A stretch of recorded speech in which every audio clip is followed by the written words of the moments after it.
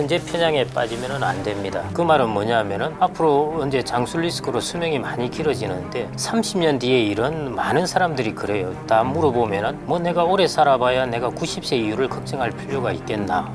지금 현재를 너무 좋아하시지 말고 길게 앞으로 내가 30년, 35년의 플랜을 짜도록 해야 됩니다. 그래서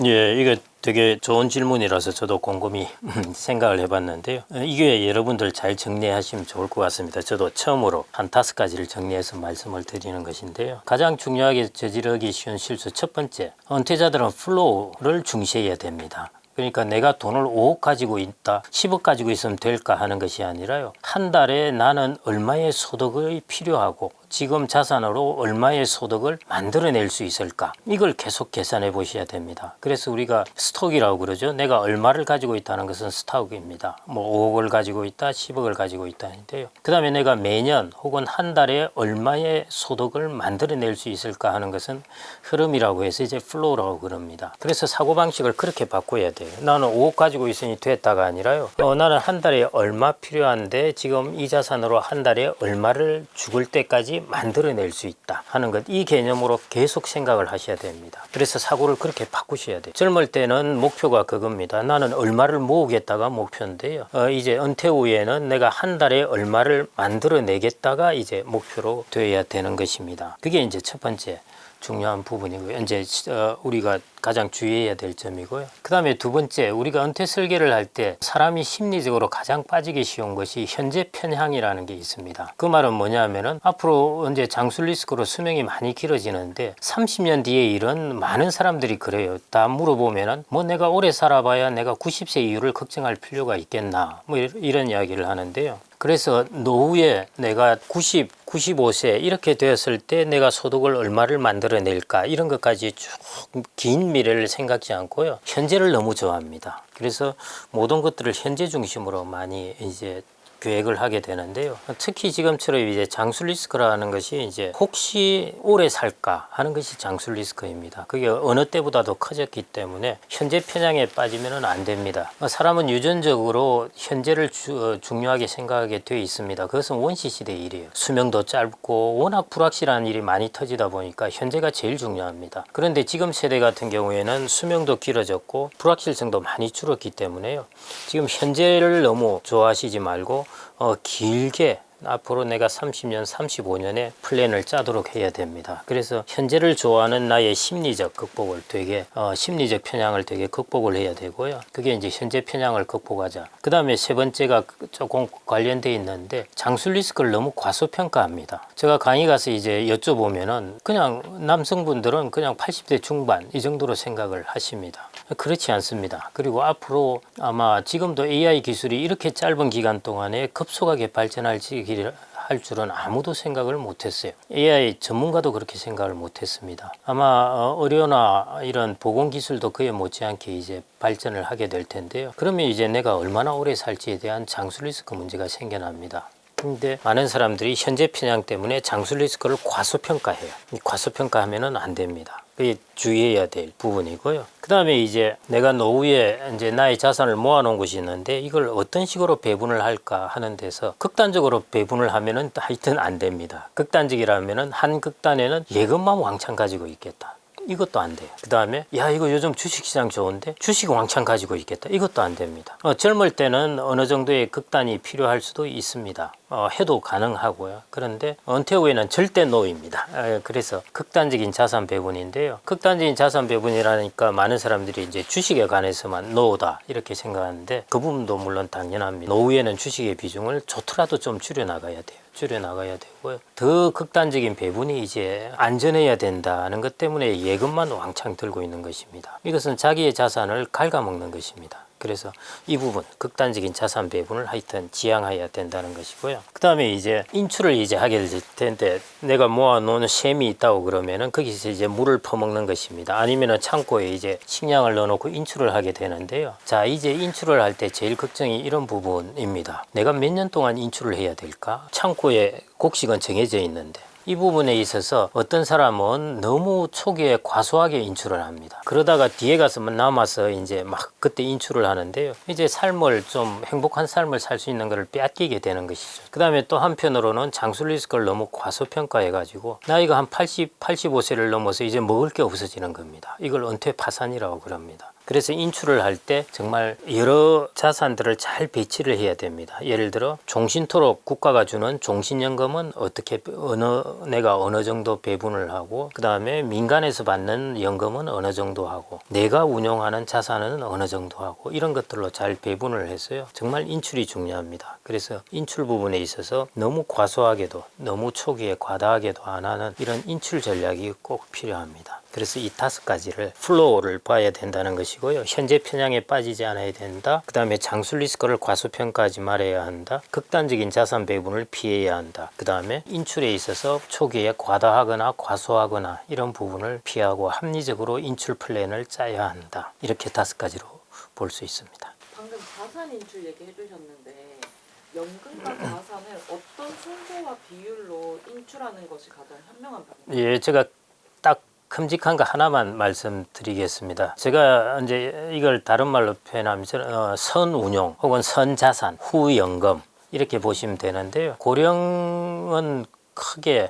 2가지로 볼 수가 있습니다. 고령 전기와 고령 후기로 볼 수 있는데요. 고령 전기 같은 경우에는 한 70대까지겠죠. 그럴 때는 판단력도 있고 어느 정도 내가 머리도 잘 돌아가고 할 때는 나의 자산을 운용하는 걸 통해 가지고 배당주, 그 다음에 뭐 인프라 펀드 이런 것들을 이제 투자해서 거기서 이제 내가 소득을 얻으면서 인출을 하는 플랜을 짜면 되고요. 그런데 나이가 한 80 정도 넘어가면은 이제 판단력이나 시장을 따라가는 능력이 좀 약해집니다. 그리고 몇 살까지 살지도 모르게 되고요. 그래서 나이가 들어서는 종신연금을 많이 받도록 하는 것이 좋습니다. 종신연금은 시장이 어떻게 되든지 간에 내가 몇 살을 살든지 간에 주게 되어 있습니다. 그래서 그런 리스크를 다 줄이는 것이거든요. 그래서 내가 가지고 있는 나의 금융자산하고 그 다음에 나의 또 다른 연금 자산이 있다면은 특히 종신연금은 죽을 동안까지 받는 것이니까요. 국민연금이라든지 민간의 종신연금입니다. 그래서 내가 초기에 인출하는 것은 금융자산, 그 다음에 후기에는 종신연금을 많이 받도록 하는 것이 좋고요. 그래서 미국 같은 경우에는 종신연금 중에 60세 받는 것도 있고 80세, 85세 받는 것도 있습니다. 당연히 85세 받으면 훨씬 많이 받아요. 왜냐하면 그 기간 동안 못 받으니까요. 계속 운용하다가 85세 그걸 장수연금이라고 이름하는데요. 그 말은 종신연금 받는 것을 뒤로 미루는 것입니다. 저는 그렇게 하는 것을 이제 추천하고요. 일반적으로 학자들도 그런 부분을 이제 추천합니다. 선자산 후 종신. 저는 이걸 꼭 좀 기억을 하셨으면 좋겠습니다. 이게 대원칙이라고 볼 수 있겠습니다. 이제 이거는 워낙 많이 들으셨을 텐데요. 우리나라는 다른 나라도 마찬가지지만은 노후 준비를 위해서 국가에서 인센티브를 주는데요. 그게 제일 대표적인 것이 연금 계좌입니다. 그래서 연금 계좌에 넣으시면은 뭐 이제 우리가 배당 소득세도 적어질 뿐만 아니라 우리가 배당을 매년 혹은 매 분기마다 받을 텐데 배당을 받을 때 배당 소득세를 원천 징수하지 않습니다. 그래서 그럼 언제 징수를 하느냐? 돈을 찾을 때 징수를 해요. 그래서 이게 참 유리합니다. 아마 배당주나 예금 이런 걸 여러분들이 이자를 받고 통보를 받으시면은 아시겠지만은 일반 계좌에 두면은 예를 들어 100만 원 이자나 배당을 받으면은 15만 4천 원을 떼고 나머지를 통장에 넣어줍니다. 그런데 연금 계좌에서는 100만 원을 배당을 받으면 100만 원이 그대로 들어와요. 이게 또 투자돼서 운영되는 겁니다. 그러면 언제 세금을 떼느냐? 나중에 돈을 인출할 때. 그것도 세율이 낮아집니다. 그래서 무조건 연금 계좌를 활용하는 것이 100번 낫습니다. 장기적으로는 그렇게 하시고요. 연금 계좌를 활용하는 데 있어서 물론 단점은 있죠. 우리가 5년 이상 납입을 해야 되고 또 55세 이상 이제 인출을 할 수 있으니까요. 이런 부분의 단점은 세월 금방 가게 됩니다. 그래서 오히려 이런 것들이 여러분들의 자산을 축적하게 하는 인센티브가 될 수 있으니까요. 그렇게 활용을 하시고 그 다음에 이제 이런 분들이 있으실 거예요. 요즘 주식도 좋고 한데 나 배당주 하고 싶다. 뭐 ETF도 있는데 ETF를 통해서 연금에 넣어서 ETF를 할 수도 있겠지만은 배당 주식을 하고 싶다 하면은 이제 ISA 계좌 계좌가 있습니다. 이 ISA 계좌를 활용하시면은 1년에 2천만 원까지 해서 5년까지니까요. 거의 1억 원을 여기 넣을 수가 있습니다. 그래서 배당주를 하게 되면은 15.4% 과세가 아니라 9.9% 분리과세입니다. 그래서 그런 면에서 이제 주식 종목을 하고 싶다면 이 계좌를 하시는 거예요. 그 다음에 연금도 다 하고 주식 종목도 다 하고 그래도 나는 또 다른 데 저축을 하고 싶다 하면은 이제 보험사 같은 경우에 이제 비과세 혜택이 있는 연금보험이라는 게 있습니다. 이것 같은 경우에는 세액공제나 소득공제는 안 돼요. 안 되는데 여기서 발생하는 소득이나 수익에 대해서 모두 비과세입니다. 나중에 돈을 찾을 때도 비과세인 것이죠. 그래서 돈이 좀 여유가 있으신 분들은 또 나머지 금액도 내가 어디 넣어야 되는데 하면은 연금보험, 우리가 일반적으로 변액연금, 뭐 저축성보험 하는 것들이니까요. 여기에 이제 가입하시면은 가능한 것이고요. 그래서 뭐 어느 정도 금액이 월 150, 뭐 목돈일 땐 1억 원 이렇게 금액이 정해져 있긴 한데 이 금액 내에서 여러분들이 가입을 하시면은 충분히 활용할 수가 있습니다. 그래서 IRP나 연금저축과 같은 연금계좌가 첫 번째 순위. 그 다음에 주식 종목을 하고 싶으면서 ISA 계좌. 그 다음에 내가 그래도 좀 더 남아있다 할 때는 이제 연금보험이라든지 보험사의 상품들을 이용하면은 비과세 혜택을 받으실 수 있습니다. 그렇게 크게 세 가지로 나눌 수 있습니다.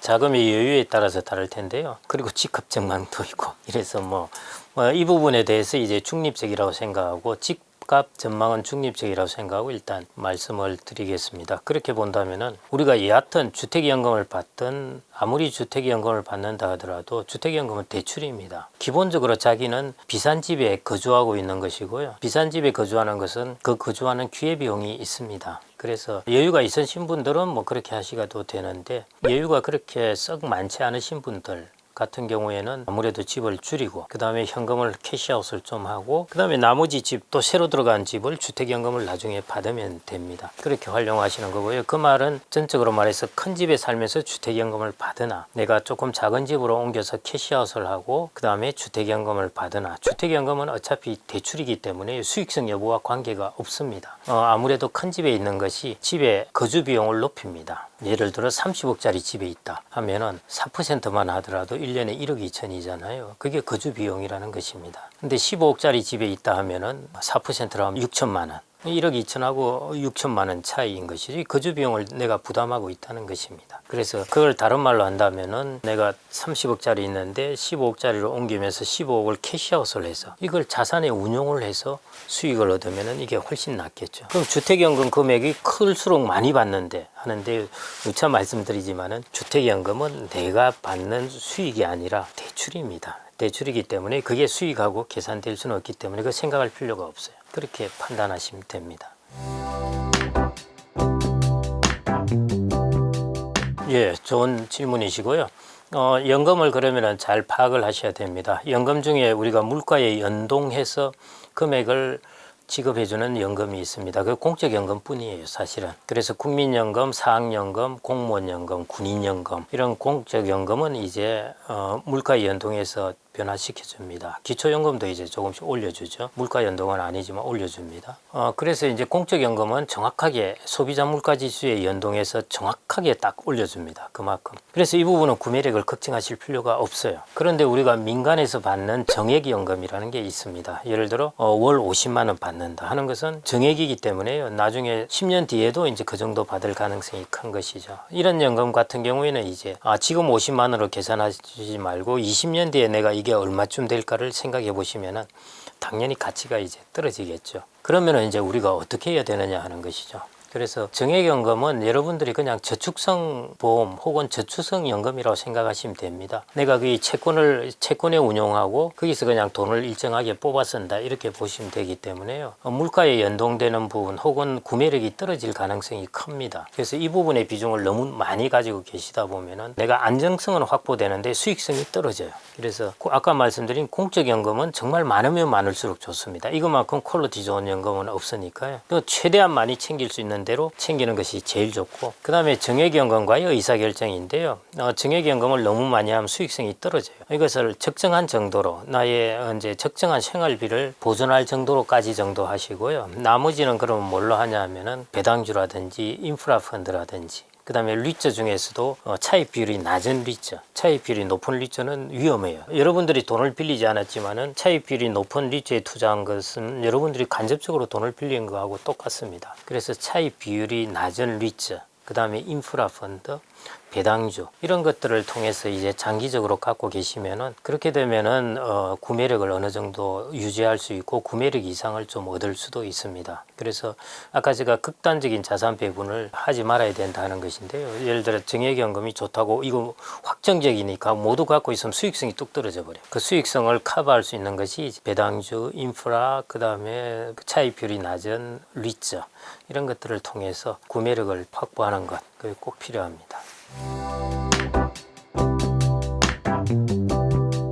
방금 이제 재설계라는 말을 잘 해주셨는데요. 정말 재설계해야 됩니다. 재설계 뜻은 재구조화한다는 것입니다. 그 말은 지금까지 내가 직장에서 직위도 높고 소득도 많았을 때 딱 그때가 아마 은퇴 직전이 가장 소득도 높고 소비도 왕성할 때입니다. 근데 은퇴하고 나서 180도 달라지는 것이죠. 그래서 제일 필요한 것이 방금 말씀하신 재구조화입니다. 은퇴 직전의 소비 수준과 이 형태를 라이프 스타일을 그대로 유지했다가는 나중에 파산을 하게 돼요. 그래서 초기부터 이제 가족들과 이렇게 잘 협의를 해야 됩니다.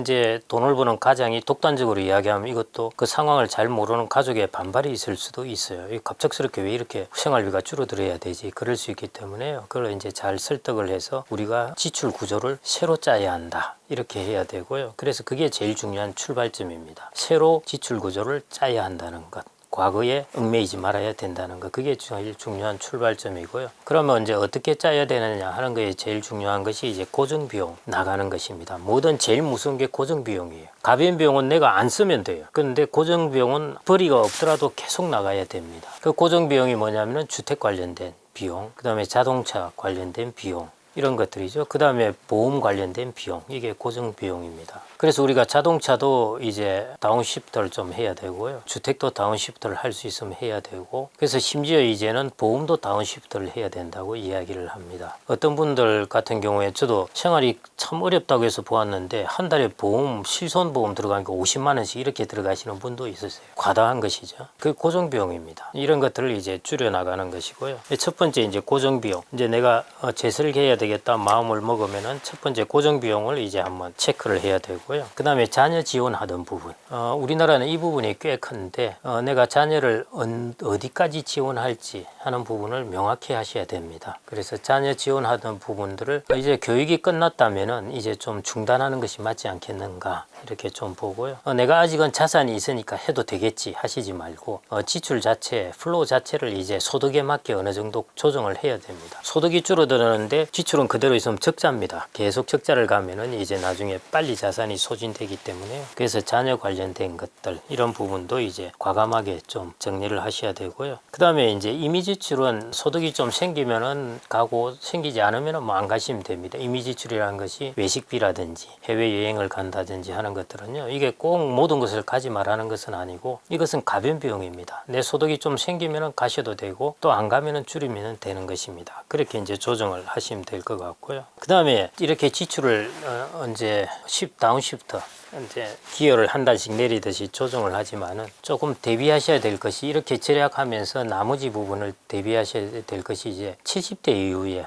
60대에는 그렇게 잘 안 나타나는데요. 70대 이후 넘어가게 되면은 의료비, 간병비들이 좀 많이 나오게 됩니다. 그래서 이런 부분에 대해서 어떻게 대비할지 하는 것들 이게 전체 지출 구조에서 중요합니다. 그래서 한 60대 한 10년 이 정도까지는 그 전에 지출 구조에 비해서 새로운 지출 구조를 짜내는 것이고요. 그 다음에 70대 중반 이후부터는 내가 의료비에 대해서 어떻게 대응을 하고 있는가 하는 것을 체크해 보는 것.